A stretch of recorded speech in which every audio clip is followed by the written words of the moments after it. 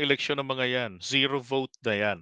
Tama. And then from Joey Lau, lakas mag-Senate hearing sa fake news. Ngayon, inimbitahan ng HOR, natakot, ginamit pa si Cheese. Itinanggi naman ni Cheese ang sinabi. Tama, di ba? Ang, kung doon nagkakamali, ang reply niya roon natatakot siya because the Makabayan Black will gang him up. Pagtutulong-tulungan siya. Kaya ang tanong niya, sino ba nag-file ng resolution na yan? O di sagot nito ni Akla na, yes, I did. I filed the resolution. Ngayon, sino po ba yung duwag sa kanilang dalawa? Ito po bang tunay na obvious na Akla o itong dating general?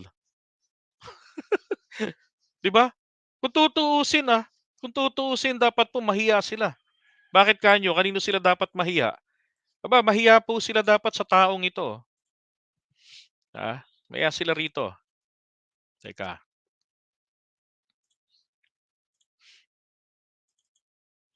Kung hindi sila tinutubuan pa ng hiya, dito sila mahiya. Wait a second. Come on. Eto. Dito ho sila dapat mahiya.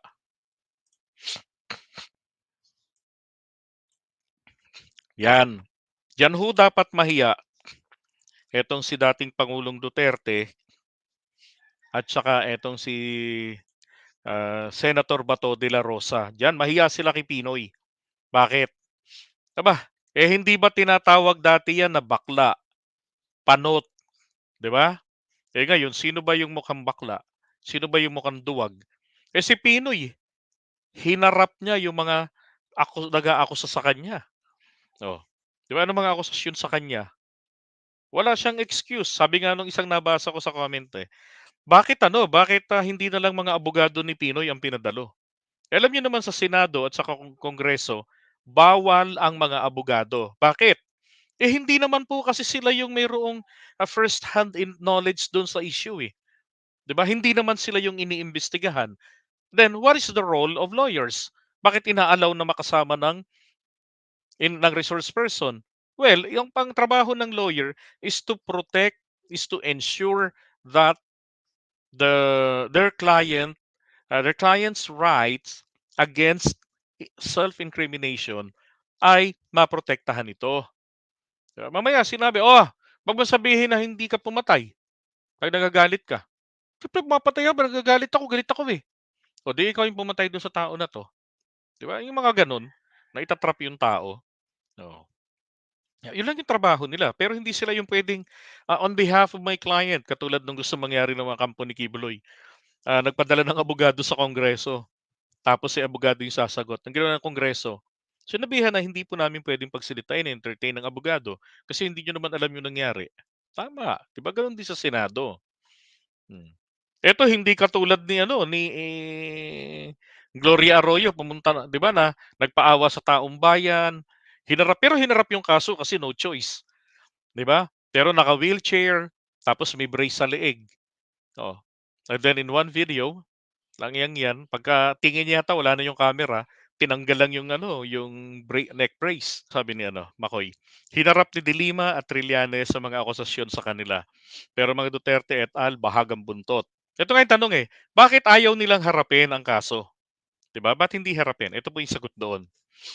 Tingnan nyo kapag dyan po sa Kongreso o sa Senado, diretsahan po yung mga tanong doon. 'Di ba, Argo?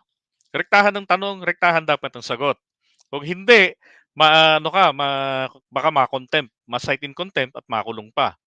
Pero bakit po sa korte, ang gusto, doon naharapin daw? Diyos ko, nangyari na po yan. Sinampahan ni Franz Castro ng demanda. Sino humarap? Hindi rin naman hinarap si Franz Castro eh. 'Di ba? Walang instance na hinarap si Franz Castro sa piskalya. Sinong humarap? Mga abogado hanggang sa na-dismiss. 'Di ba? Kahit na-dismiss yun, pinagtatawanan pa rin siya ron nila Franz Castro eh. Bakit kanyo? Napatunayan nila na takot talagang humarap. 'Di ba? So ganun din 'yan. Hindi rin niya haharapin 'yan, abogado rin yung pahaharapin. At dahil sa lakas ng impluwensya, dismiss ang mga kaso. Hihintayin lang nila na na kung hindi matanggal sa pwesto si PBBM, hihintayin lang nila na gumive up na ang ICC at in-apply na yung principle of complementarity. Pagkatapos doon na wala na, hindi na sumali ang ICC, wala ng jurisdiction talaga, binitiwan na yung kaso nila, ang mangyayari ngayon, i-dismiss lang ng korte. Bakit? Dahil sa lakas ng impluensya. Siyempre, matatakot din yung judge. Oo. Ay, nako.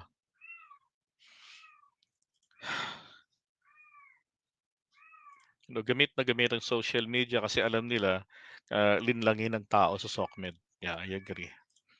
Utos daw ni Cheese na huwag pumunta, sabi ni Bato sa interview. Yun na nga eh, di ba? Sabi niya, utos daw ni Cheese Escudero. And then later on, hindi naman pala utos ni Cheese Escudero. Oh. Ito yung kinatatakutan niya eh. Teka ha. Pakita ko sa inyo.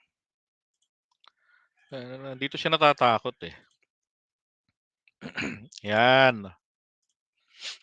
Diyan siya natatakot. Sabi ni Bato, kasi ang tanong niya, ito, sabi niya ha, I received information na talagang ayaw niya rin pumunta si Daddy Dig. Sabi niya kasi noon wala naman akong problema harapin sila. Mapipilitan talaga akong humarap kapag humarap si dating Pangulong Duterte. Sabi niya. Kumbaga pagtatanggol niya doon ganyan. Tama naman 'yun, 'di ba? Sabi niya.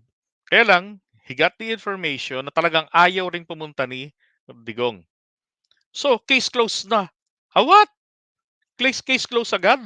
Dahil lang hindi sumipot? Tingnan mo naman, ano ba talaga, pulis ba investigador ba talaga dati ito si Bato de la Rosa? 'Di ba? Dahil ayaw pumunta ni Duterte, case closed na. Are you the investigator? Senator Bato de la Rosa. Isa ka po sa resource person ng pag-iimbestiga ng Kongreso. Hindi ikaw ang magsasabi kung case closed na. 'Di ba? At dahil daw po case closed na, hindi talaga ako pupunta. Ano ba naman 'to, Senator Bato? Ba't ka naman ganyan mag-isip? 'Di ba? Hmm. Ito pa. Expected naman talaga natin 'yan na kapag ano, no, yung mga lalo na yung mga makakaliwa na mga miyembro ng lower house, eto na naman kayo sa makakaliwa na bentang-benta nung panahon ni Daddy Diggs, 'di ba? O kapag ka kumontra, NPA 'yan. Naalala ko nung nagba-vlog ako Question ko lang si Digong bakit hindi pinapayagan ng DOH natin ang ivermectin. Sabi ng mga ano, NPA ka, no? NPA ka, sabi agad sa comment section ng mga TTS. Kaya sabi ko noon hindi ba kayo nag-iisip? Sabi ko, nagtatanong lang naman ako. Kasi nasubukan ko at gumana sa akin. At maraming testimonies sa SOCMED na gumana sa kanila. 'Di ba? And then later on, pinayagan. Pero minomodify from 15 milligrams, ginagawa na lang na kalahati or 5 milligrams or 7 milligrams, 'di ba? Para daw kasi masyadong mataas para sa tao. My God. Kaya sabi rito expected naman talaga natin 'yan na kapag ano, no, yung mga lalo na yung mga makakaliwa na mga miyembro ng lower house ay siguradong they will be ganging up on me. Sino ang nag-file ng resolution, 'di ba? Ngayon sumagot si Akla. Sabi ni Akla, I did. I filed a resolution. Ako din may tanong. Ako rin may tanong.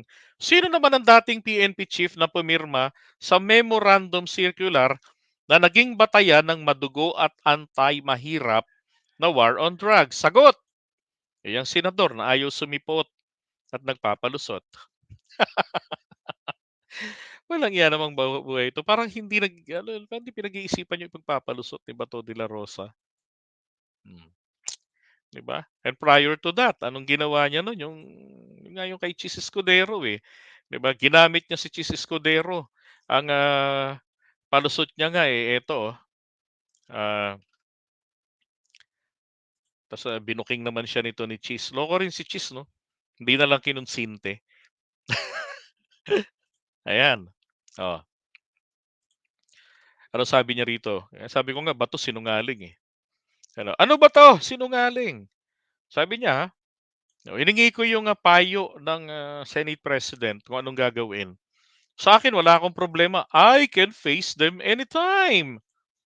Charot. Ngayon binala niya rito, Chis Escudero sabi niya, "But still, I have to follow the guidance of the Senate President." Ang kanya namang sagot, "No, you don't have to attend." Yun daw sinabi ni Chis. Ngayon naman, wala daw, mapipilitan talaga siyang dumalo, kapagka dadalo si dating Presidente Duterte. Pero nakatanggap siya ng report na hindi daw talaga magpapakita doon. Kaya, no na din siya, hindi daw talaga siya magpakita. Kasi case closed na eh. Dahil ayaw magpakita ni Digong. Is that the basis? Come on, dude. Sabihin tuloy ni Tina, "Hey, dude! Come on!" Eto ngayon, eto naman yung, eto naman yung response ni Senate President Escudero. At eto nga ho, sabi ko nga ba't di na lang kinonsinti. Nilaglag si Bato, sabi niya ha, "Senator Bato has expressed to me his position at this time." Ano ang posisyon ni Bato de la Rosa? Ayaw niyang pumunta, 'di ba? That he is not inclined to attend. Okay. So anong sinabi ni Cheese? "I told him I support him whatever decision he will arrive at regarding this matter, and will always be a vanguard and guard the rights, privileges, and prerogatives of the Senate and members of the Senate." So sino po talaga, 'di ba? Ang talagang ayaw si Bato de la Rosa. Ang ginawa na lang ni Cheese, kinonsinti na lang na, suportahan kita kung anong desisyon mo diyan. Pero hindi niya sinabi na, "No, you don't have to attend." Ano ba naman 'tong ganitong klaseng senador, mga kababayan, 'di ba? Walang iya, oo. 'Pag hindi magawa yung resulta ng trabaho, iiyak. Okey na yung iiyak para sa akin, kaysa naman po sa magtanim ng ebidensya, mas mahirap naman yun, 'di ba? Oo, goodness, Senator Bato de la Rosa ba't naman ganyan? Sabi ni Lito, naranasan ko yung nararamdaman ni Senator Bato. Dati akong investigador at noong ako'y naimbestigahan dahil sa failed coup d'etat, ah, sobra ang nervyos ko at ilang araw bago ako naka-recover. Yun. Buti kayo sir, ilang araw bago naka-recover. Eto 'di ba? Matagal na matagal nang meron ng house hearing diyan po sa EJK. May isang buwan na mahigit. Pero ang tagal niya maka-recover. Again, I congratulate you, 'di ba? Kasi kayo naka-recover kaagad. You're the man. Pero eto si Bato de la Rosa talagang ayaw eh. Hmm. Yeah. Matapang lang sila kung may isusubo silang pulis o military. Correct. O ano nangyari dun sa mga pumatay, 'di ba? Nahatulan, nakulong. Kamusta na? Nasaan yung Duterte? Nasaan si President Duterte? Napapalit sa pwesto nila. Wala, 'di ba? Wala man lang na kahit na pumunta ng korte na, "Your Honor, I inspired them to do that." Pero hindi ko sila kinukonsinte na nagkamali sila ng pag-intindi. Wala man lang gano'n, 'di ba? Na talaga, oo nga naman. Manenerbyos ba kapagka, "Uy, teka si Argo ba 'yun?" 'Di ba? Sabi ni Cheese. Sabi rito, "Ibang klase ka rin, alam ni Cheese na mali yung sinabi ni Bato. Sabihin loko si Cheese, ba't di na lang sumang-ayon? Kung sumang-ayon, titirahin niyo naman kumampi kay Bato, ibang klase ka rin, sir." My God, ginawa mong literal 'yun? Ah, at this point nang-aasar lang ako. Don't take it seriously, okay? Don't take it seriously. My God, hindi po seryosong, per se na gano'n ang aking ibig sabihin na dapat sumang-ayon na lang. Nang-aasar lang po ako ngayon, okay? Hmm, ba't ako nang-aasar? Kasi naman tignan niyo naman ang pinagagawa ni Bato de la Rosa. Hindi na lang sabihin po na ayokong dumalo kasi tiyak, bias 'yan. Oo, pagtutulungan lang ako ro'n ng Makabayan Black, talagang dudurugin lang ang pagkatao ko, reeleksyonista pa naman ako. 'Di ba, bakit kailangan niya pang gumamit ng kung sino-sinong gagamitin niyang excuse diyaan? Yun po yung aking ibig sabihin, okey? Oo, pero hindi ho ba parang, 'di ba, mali naman talaga yung ginawa ni Bato de la Rosa. Kabago-bago yung Senate President nagsinungaling pa siya, ginamit pa niya. Sasabihin niya siguro rito, "Sorry Mr. Senate President, I misunderstood you." Tagalog na nga yun o kahit English imposibleng di niya naiintindihan yun. Hmm. Yeah, that's correct, Doc Mary. It's a sarcasm. Come on, sir. Don't take it literally.